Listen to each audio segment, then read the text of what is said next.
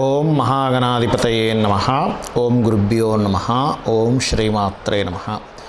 పరమేశ్వర స్వరూపమైనటువంటి జ్యోతిష, వాస్తు మరియు ఇతర అనేకమైనటువంటి శాస్త్రములను మనకు అందించినటువంటి మహర్షులకి నమస్కారం.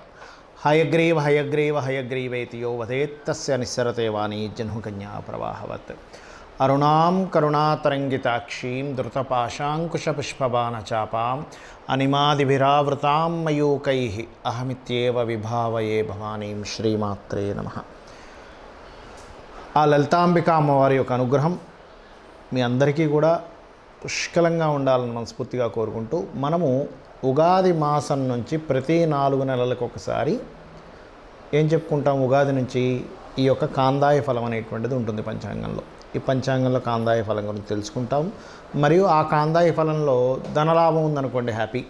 సమంగా ఉన్నా కొంతవరకు హ్యాపీ. కానీ శూన్య ఫలములు ఉంటాయి, అందులో రోగ భయము, భీతి, హాని ఇట్లాంటివి ఉంటాయి. ఇలా ఉన్నప్పుడు దేని ద్వారా రాబోతుంది, ఆ యొక్క విషయాల్ని పరిపూర్ణంగా తొలగించుకోవడానికి అమ్మవారి నామం కానీ, చిన్నపాటి ఇంట్లో మీరు కూర్చొని చేసుకునే జపం కానీ, చిన్నపాటి దానం ద్వారా మీరు పరిపూర్ణంగా ఏ రకంగా మీరు ఆనందంగా ఉండగలుగుతారనేటువంటి విషయాన్ని ఒక్కొక్క నక్షత్రపరంగా మనం తెలుసుకుందాం. కన్యారాశి, కన్యారాశిలో ఉండే నక్షత్రాలకి కాందాయ ఫలం ఏం చెప్తుంది అని చూసుకున్నట్లయితే, కన్యారాశిలో మనకు ఉండే నక్షత్రాలు కనుక చూసుకున్నట్లయితే ఉత్తర 2, 3, 4 పాదాలు ఉంటాయి.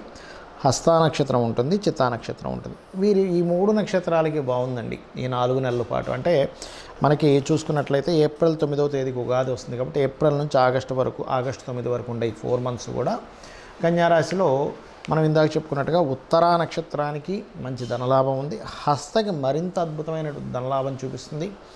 మరియు చిత్తా నక్షత్రానికి కూడా మంచి ధనలాభం చూపిస్తుంది. ఎందుకంటే 3, 6, 1గా వచ్చింది ఇక్కడ సంఖ్య కనుక చూసుకున్నట్లయితే. కాబట్టి వీరి ముగ్గురులో హస్త నక్షత్రానికి మరింత ధనలాభం ఉంది. అయితే ఇక్కడ ఏమిటంటే మనం గమనించవలసింది, అసలు నక్షత్రం ఈ నక్షత్రాలకు బాగుంది కన్యారాశి వారికి. కానీ రాశిలో కేతు సంచారం ఉంది, ఇది జాగ్రత్త పడండి. రాశిలో ఎప్పుడైతే కేతువు యొక్క సంచారం జరుగుతుందో చిత్ర విచిత్ర గ్రహము అంటారు కేతుని. అంటే ఏమిటి? ఒక వైరాగ్యం, సడన్గా అప్పుడే నేను ఉత్సాహంగా చేస్తాను, అప్పుడే ఏదో మ్యాజిక్ చేస్తారనే ఫీలింగ్ వస్తూ ఉంటుంది. అందుకని ఇది స్థిరంగా ఉండాలంటే మీరు చేయవలసింది ఏమిటంటే గణపతిని తలుచుకోండి.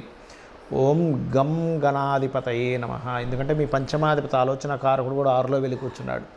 ఈ 6లో వెళ్ళి కూర్చోవడం వల్ల ఏమవుతుంటుందంటే ఒక్కొక్కసారి ఈ వివాహ సంబంధించిన విషయాలు కావచ్చు, ఇష్టపడిన వారిని వివాహం చేయడానికి ఇట్లాంటివి కూడా కొంతవరకు పోరాటాన్ని ఇస్తూ ఉంటున్నాడు. ఎందుకంటే 5వ అధిపతి 6 కదా, పోరాట స్థానంలోకి వెళ్ళి కూర్చున్నాడు కాబట్టి. అయితే గణపతి ఆరాధన చేసుకుంటే ఈ 3 నక్షత్రాల వారికి 4 నెలల పాటు కాందాయ ఫలం అయితే అద్భుతంగా ఉంది.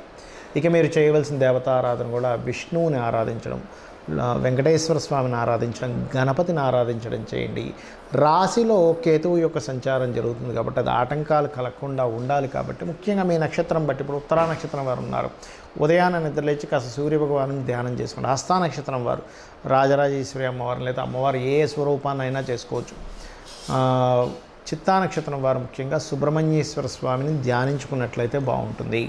ఇలా చేసుకోండి, అన్ని విధాలా బాగుంటుంది. కాకపోతే ఈ సంతానంతోనో ఫ్రెండ్స్తోనో, ఎందుకంటే బుధుడి యొక్క రాశుల్లో కేతు ఉండి ఈ పంచమాధిపతి 6వ స్థానంలో ఉన్నాడు కాబట్టి ఈ ఫ్రెండ్స్కి అప్పులు ఇవ్వడం వల్ల కానీ, లేకపోతే ఈ బంధువర్గంలో ఎవరికైనా అప్పు ఇవ్వడం వల్ల కొంత స్ట్రెస్ చూపిస్తుంది. కాబట్టి ఈ యొక్క విషయాల పట్ల కాస్త జాగ్రత్తగా ఉండండి, అన్ని విధాలా బాగుంటుంది. చాలామంది నన్ను అడుగుతున్న విషయం ఏంటంటే, ఏమండి మాకు జన్మజాతకం లేదు, నక్షత్రం తెలియదు, రాశి తెలియదు, మా వాళ్ళు రాశారు కానీ ఎక్కడో మిస్ అయిపోయింది, మేమేం చేసుకోవాలి? ఈ కాందాయ ఫలాలు తెలుసుకుందామంటే కనీసం నక్షత్రం, రాశి తెలుసుకుంటేనే కదా. అంటే శాస్త్రంలో ఇలాంటి విషయాలకి చాలా స్పష్టంగా కొన్ని విషయాలు చెప్పింది. ఏమిటది అంటే, నీకున్న సమస్య ఏమిటి, ఆ సమస్యకి నువ్వు పరిష్కారం ఏం చేసుకోవాలంటే సింపుల్. ఎలాగంటే ఇప్పుడు చూడండి, మనకి తలనొప్పి వచ్చింది, మెడికల్ షాప్కి వెళ్ళి బాబు తలనొప్పి ట్యాబ్లెట్ ఇవ్వంటే తలనొప్పి ట్యాబ్లెట్ ఇస్తాడు, వేసుకుంటే తగ్గుతుంది. అజీర్ణంగా ఉంది, ఈనో వేసుకుంటాం. లేకపోతే ఇంకోటి ఏదో ఇబ్బంది, అంటే వైటమిన్స్ తగ్గాయి, రకరకాల ఇబ్బందులు ఉంటాయిగా. ఆ విషయం చెప్పంగానే ఆ మెడికల్ షాప్ అతను, ఆ డాక్టర్ గారు ఒకటి రాసిస్తారు. అన్నిటికీ మీ ఎక్స్రే రిపోర్ట్ అవసరం ఉండదు. మరి అలాంటప్పుడు ఈ నవగ్రహాలు ఏ విషయాల్లో ఏ చేసుకోవాలో చెప్తాను నేను మీకు, మీ సమస్యను బట్టి. ఇప్పుడు చూడండి, కొంతమందికి సంతానం కలగదు, లేకపోతే అధికారులతో బాగా ఇబ్బంది ఉంటుంది, లేనట్లయితే నేమ్ అండ్ ఫేమ్ డ్యామేజ్ అయిపోతున్నాయన్న బాధ ఉంటుంది. ఎలా అంటే, అయ్యో నేను ఏమీ ఇబ్బంది పెట్టకుండానే అవతల వ్యక్తికి ఇలా అయిపోతుంది ఏంటి నా పరిస్థితి అని. అంటే వీటన్నిటిని ఇచ్చే కారకుడు ఎవరు? సూర్యభగవానుడు. అంటే మీరు ఒకవేళ ఆరోగ్యపరంగా ఇబ్బంది పడుతున్నా, లేకపోతే సంతాన సంబంధించిన ఇబ్బంది ఉన్నా, నేమ్ అండ్ ఫేమ్తో ఇబ్బంది వస్తున్నా, అధికారులతో ఇబ్బంది వస్తున్నా, మీరు చేయవలసింది ఏమిటి అంటే సింపుల్ లాజిక్ ఇక్కడ ఏమిటంటే సూర్య భగవానుడి యొక్క బలం పెంచుకోవాలి. సూర్య బలం పెరగాలంటే మీరు చేయాల్సింది ఏమిటి? ముఖ్యంగా సూర్య నమస్కారాలతో పాటు నవగ్రహాలలో సూర్యుడితో పాటు శని రాహుగ్రహాల దగ్గర కూడా దీపారాధన చేయండి. ఖచ్చితంగా మీకు ఏదైతే ప్రమోషన్స్ రావట్లేదనో, అధికారులతో ఇబ్బందనో, పెద్దలతో ఇబ్బందనో, రాజకీయాలతో ఇబ్బంది ఉందో ఇదంతా క్లియర్ అయిపోతుంది. గుర్తుపెట్టుకోండి. సూర్య నమస్కారాలు చేసుకోవడం ఇది చేస్తూ గోవుకి గోధుమ రవ్వ తినిపించండి. ఇక రెండవది, ఏమండి నాకు మానసికంగా బాగా ఇబ్బంది ఉంది కానీ జాతకం తెలియదు, ఏం చేయాలి? సింపుల్గా ఒక మంత్రం చెప్తాను. ఏమిటది అంటే లలితా సహస్రనామాల్లో ఒక నామం ఉంటుంది. ఏమిటది? అష్టమీ చంద్ర విభ్రాజ అలికస్థల శోభిత. ఈ నామము పనులు త్వరగా అవ్వడానికి కూడా పనిచేస్తుంది. అంటే ఇది సగం పని ఆగిపోయిందండి, ఎందుకంటే ఈ యొక్క అష్టమీ చంద్ర విభ్రాజ, ఈ అష్టమి చంద్రుడికి అష్టమి నాడు తిథికి త్వరితాదేవి యొక్క ఆరాధన త్వరగా పనులు అయ్యేలా చేస్తుందట. అలాగే ఇంత పెద్ద నామం నేను చెప్పలేనండి అనుకునేటువంటి వారు ఓం మనస్వినియే నమః అనుకోండి. పాలతో కానీ, తేనెతో కానీ, పెరుగుతో కానీ, చక్కెరతో కానీ, నీటితో కానీ బిల్వపత్రం వేసి మీరు కనుక శివునికి అభిషేకం చేశారా, అసలు మనసు ఎందుకు బాధపడాలి, నేను ఎందుకు బాధపడుతున్నాను, నాకేం అవసరం అనేటువంటిది ఒక ధీమా మీలో వచ్చేస్తుంది. చక్కగా మీరు అసలు ఎంతో హ్యాపీగా ఉంటారు ఈ పని కనుక మీరు చేయగలిగితే. అలాగే ప్రయాణాల్లో ఇబ్బంది ఉన్న, మదర్కి హెల్త్ ప్రాబ్లం వచ్చినా, అనవసరంగా బ్రీతింగ్ ప్రాబ్లమ్స్ ఉన్నా కూడా ఈ రెమెడీ చేసుకోవచ్చు ఈ చంద్రుడికి సంబంధించినటువంటిది. అలాగే చంద్రగ్రహం దగ్గర దీపారాధన చేయండి. వీలైతే పౌర్ణమి లేదా అమావాస్యలకి, అంటే శాస్త్రంలో చెప్పినటువంటిది పౌర్ణమి, అమావాస్య, చతుర్థి, అష్టమి, నవమి నాడు గనక లలితా సహస్రనామం కనుక చేసినట్లయితే కూడా మీ మనసు స్థిమితంగా ఉంటుందని శాస్త్రం చెప్పింది. ఇక మూడోది చెప్తాను నేను మీకు ఇక్కడ. ఏమిటది అంటే కొంతమందికి చూడండి ప్రతిదీ గొడవ అయిపోతుంటుంది. ఏమిటండి అసలు మాట్లాడితే గొడవ అయిపోతుంది అంటూ ఉంటారు. అలా మాట్లాడితే మీకు గొడవ అవుతుందంటే లలితా సహస్రనామాల్లో అద్భుతమైన నామం ఉంటుంది. ఏమిటది అంటే ఓం కర్పూర వీటికామోద సమాకర్ష దిగంతర. ఈ నామం చేస్తే ఏమవుతుందంటే, ఈ నామానికి ఉన్న అర్థం ఏమిటి అంటే అమ్మవారు తాంబూల చర్వణం చేసుకుంటే ఆ కర్పూర వీటిక ఇవన్నీ వేసుకున్నటువంటిది అమ్మవారు తీసుకుంటే లోకాలన్నిటికీ సువాసన వచ్చిందట. అందరూ దేవతలు, గంధర్వులు అందరూ అనుకున్నారట, అబ్బా ఏమిటి సువాసన ఎక్కడి నుంచి వస్తుందని. అంటే ఏమిటి? అలా అమ్మవారి యొక్క నోటి నుంచి వచ్చినటువంటి ఆ తాంబూల చరణం వల్ల వచ్చినటువంటి ఆ యొక్క సువాసన అందరంత మంత్రముగ్ధులుగా ఎంత అద్భుతంగా ఉందన్నారో మీ యొక్క వాక్కు నుంచి అలా అనుకుంటారు. అంటే ఏమిటి? మీరు మాట్లాడేటప్పుడు గొడవలో బాబా ఇంత చక్కటి మాట చెప్పింది ఈవిడ, లేకపోతే ఇతను ఇంత చక్కటి మాట చెప్పారు అనుకుంటారు. అలాగే ఆ మంత్రం చేసుకుంటూ గొడవలు తగ్గడానికి కుజుడి దగ్గర, శని దగ్గర, రాహు దగ్గర దీపారాధన చేసి, వీలైతే బుధగ్రహం దగ్గర కూడా దీపారాధన చేసి విష్ణు సహస్రనామాలు వింటూ ఉండండి. చక్కగా మీకు గొడవలు అనేవి తగ్గుతాయి. రిలేషన్స్ అవేవి చాలా చక్కగా ప్రతిష్టంగా పెరుగుతాయి. అదే విధంగా ఇక బుధగ్రహ సంబంధించినటువంటి, అంటే కొంతమందికి చూడండి నర్వ్ రిలేటెడ్ ప్రాబ్లమ్స్ ఉంటాయి, లేనట్లయితే వ్యాపారాల్లో కలిసి రాదు, లేదా అప్పులు అయిపోతూ ఉంటాయి. ముఖ్యంగా బుధగ్రహం కనుక బాగోలేడు అనుకోండి మన జన్మజాతకంలో విపరీతమైన అప్పులు అయిపోతూ ఉంటాయి.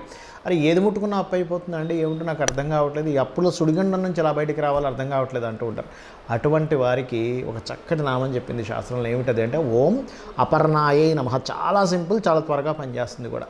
ఎందుకంటే ఈ అపర్ణాని అనే నామము లలితా సహస్రనామాల్లో అమ్మవారు శివుని కోసం ప్రార్థన చేస్తూ పర్ణములు కూడా విడిచిపెట్టింది. అంటే కనీసం ఎండిన ఆకును కూడా తీసుకోలేదట అమ్మవారు. ఆకుకి కారకుడు బుధుడు. ఎండిన ఆకంటే ఏమిటి అంటే ఏమిటంటే మీకు ఇంకా అప్పు అనేటువంటిది మీ జోలికి రాకుండా చేస్తుంది. అంటే అప్పు చేసే పరిస్థితి రాకుండా అయిపోతుంది. అప్పు ఇచ్చి ఇబ్బంది పడేటువంటి రాకుండా పరిస్థితి చేస్తుంది అమ్మవారు. దీంతోపాటు కొంచెం ఫైనాన్షియల్ గ్రోత్ పెరుగుతేనే కదా అప్పులు పెరుగుతాయి, అప్పులు తగ్గుతాయి. అందుకని ఏం చేస్తారు? ఓం సంపత్కరీ సమారూఢ సింధుర వ్రజ సేవితాయి నమః చేసుకోండి, అన్ని విధాలు బాగుంటుంది. అదేవిధంగా ఇప్పుడు చూడండి కొంతమందికి సంతానం కలగదు, అప్పుడు దత్తాత్రేయుడు ఆరాధన చేయండి. గురుగ్రహం దగ్గర, శని రాహు గ్రహాల దగ్గర దీపారాధన చేయండి. అదేవిధంగా ఓం దిగంబర శ్రీ పాదవల్లభ దిగంబరాయై నమః అనే నామస్మరణ చేయండి. ఖచ్చితంగా సంతాన అభివృద్ధి, గురువుల నుంచి వచ్చేటువంటి ప్రోత్సాహము, బ్యాంక్స్ నుంచి వచ్చేటువంటి ప్రోత్సాహము. మీరు దత్తాత్రేయుడు ఆరాధన ఏమిటంటే సృష్టి స్థితి లయకారకులైనటువంటి బ్రహ్మ విష్ణు మహేశ్వరుల యొక్క స్వరూపం. కాబట్టి మీకేమవుతుంది, ఏదైతే నేనేది ప్రారంభించలేకపోతున్నాను, నేనేది నడపలేకపోతున్నాను, నాకేది కంప్లీట్ అవ్వట్లేదు అనుకునేటువంటి ఆ యొక్క కర్మ ఏదైతే ఉందో ఆ కర్మ తొలగిపోతుంది. ఇక కొంతమందికి వివాహ సంబంధించిన విషయంలో దోషం ఉంటుంది. ఏమిటోనండి జాతకం బాగాలేదంటున్నారు, లేకపోతే జాతకం సంబంధించింది మాకు అర్థం కావట్లేదు, ఏం చేయాలో అర్థం కావట్లేదు. చాలా సింపుల్. శుక్ర కేతు గ్రహాల దగ్గర దీపారాధన చేస్తూ, వీలైతే శని గ్రహం దగ్గర కూడా దీపారాధన చేసి, మీకు స్త్రీలైతే శని రాహు దగ్గర కూడా దీపారాధన చేయండి కుజుడితో పాటు. పురుషులైతే శుక్రుడు శని కేతువు, స్త్రీలైతే కుజుడు కేతువు రాహు శని కూడా. ఈ గ్రహాల దగ్గర దీపారాధన చేసి చక్కగా లలితా సహస్రనామాల్లో ఓం కామేశబద్ధ మాంగళ్య సూత్ర శోభిత కందరాయ నమః ఈ నామం చేసుకోండి చాలు. అమ్మవారు మీరు చేసే ప్రయత్నం, ఇంతకాలం చేసిన ప్రయత్నం ఒకటి, ఈ నామం చదువుకుంటూ చేసే ప్రయత్నం ఒకటి గుర్తుపెట్టుకోండి, ఖచ్చితంగా ఫలితం ఉంటుంది.